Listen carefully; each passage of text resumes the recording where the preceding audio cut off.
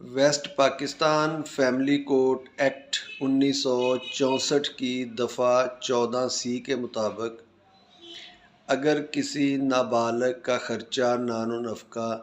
5,000 روپے فی کس ماہانہ کے حساب سے ڈگری ہوگا تو بچے کا والد اپیل کا حق کھو دے گا، یعنی اس کو اپیل کا حق حاصل نہیں ہوگا، اس آرڈر کے خلاف اپیل نہیں کی جا سکتی۔ جبکہ لاہور ہائی کورٹ نے اپنے ایک فیصلہ میں قرار دیا ہے کہ اگر بچوں کی تعداد 2 یا 2 سے زیادہ ہو اور ان کا ماہانہ خرچہ اس حساب سے پڑا ہو 5,000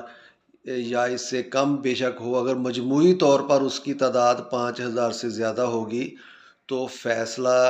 اپیلیبل ہوگا، اس کے خلاف اپیل ہو سکے گی۔